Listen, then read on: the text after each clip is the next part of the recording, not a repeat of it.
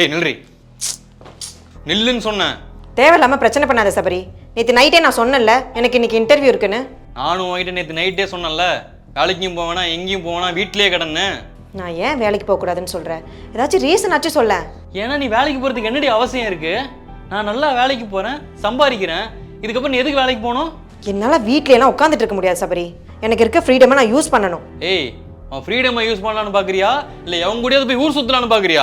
C, அசிங்கமாக பேசாத. நான் ஒருத்தன் சொல்கிறேன், அதையும் கேட்க மாட்டேற.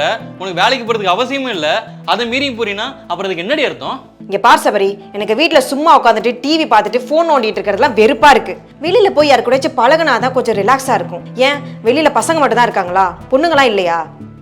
ஓ, பசங்க மேலே இருக்க இன்ட்ரெஸ்ட் இப்போ உனக்கு போயிடுச்சு, பொண்ணுங்க மேலே இன்ட்ரெஸ்ட் வந்துருச்சு. அதை எப்படி இன்டைரக்டாக சொல்கிற? இப்படி வேலைக்கு போகிறன்ற பேரில் போயிட்டு அவளுங்க கூடலாம் பழகிட்டு வரலான்னு பார்க்குறியா? இங்கே பாரு, உன் யோசனைக்கெல்லாம் பதில் சொல்கிறதுக்குலாம் எனக்கு டைம் இல்லை. எனக்கு இன்டர்வியூக்கு டைம் ஆகுது, நான் கிளம்புறேன். ஏய், இப்போ மட்டும் நீ இன்டர்வியூக்கு போனேன் அப்புறம் திருப்பி இந்த வீட்டுக்கே வரக்கூடாது. எனக்கு ஓகே தான். ஏய், அப்புறம் உனக்கு எனக்கு எந்த சம்மந்தமே இல்லை, பார்த்துக்கோ. பரவாயில்ல, உன்னை டிவோர்ஸ் பண்ணுறேன்டி.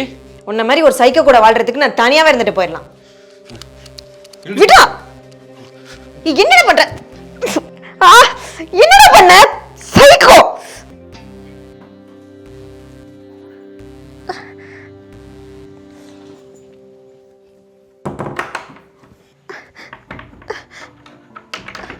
சபரி, சபரி, கதை தோற சபரி. கதவெல்லாம் திறக்க முடியாது சபரி. இப்ப நீ மட்டும் கதை திறக்கல, நான் என்ன பண்ணுவேனே தெரியாது. ஏய், நீ என்ன வேணா பண்ணிக்கோடி, கதவெல்லாம் திறக்க முடியாது. நீ ஏன் இப்ப லூசு மாதிரி பண்ற? ஏன் வா, ஏன்னா நீ வேலைக்கு போறது எனக்கு சுத்தமா பிடிக்கல. இங்க பாரு, நான் வேலைக்கு போய் சம்பாரிச்சிட்டு வந்து கொடுக்கறதுனால தான் நீ என் பேச்சை கேட்டுட்டு இருக்க.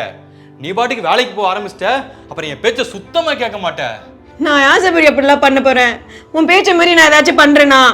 நீ நல்லா வேற படிச்சிருக்க, கண்டிப்பா உனக்கு நல்ல வேலை தான் கொடுப்பானுங்க. அப்புறம் நல்லா சம்பாதிக்க ஆரம்பிச்ச, நீ இந்த வீட்டுக்கு ராஜா ஆயிடுவ. அப்புறம் இங்க பாரு, இந்த வீட்டுக்கு நான் மட்டும்தான் ராஜாவா இருக்கணும். சபரி, உனக்கு பைத்தியமா பிடிச்சிருக்கு? ஆமாண்டி, பைத்தியம்தான், எனக்கு பைத்தியம்தான். ஏற்கனவே இந்த வீட்டுக்கு யாராவது வந்தா நல்லா இருக்கியா சாப்பிட்டியான்னு என்னை விட்டு வாங்கிட்டு தான் முன்னாடி வந்து பேசிட்டு இருக்காங்க. எல்லாருக்கும் முன்னாடி நீ என்ன ஒரு ஜோக்கர் மாதிரி ஆக்கிட்டு இருக்கடி. இப்போ நீ வேலைக்கு போக ஆரம்பிச்சிட்டேன்னு வையே, அப்புறம் உனக்கு தலையில இருந்து கொம்பு முளைச்சிரும். அது எனக்கு வேணாம், நீ உள்ளே ஏறு. அப்படிலாம் இல்ல சபரி, கதவு தோற சபரி. உன் பேச்சை மீறி நான் ஏதாச்சும் பண்ணிருக்கேனா? யாரு நீயா? இப்ப நான் சொல்ல சொல்ல கேட்காம என் பேச்சை மீறி வேலைக்கு போறதுக்கு தானே நீ ரெடியா இருந்த? கதவு தோற சபரி, பயமா இருக்கு சபரி.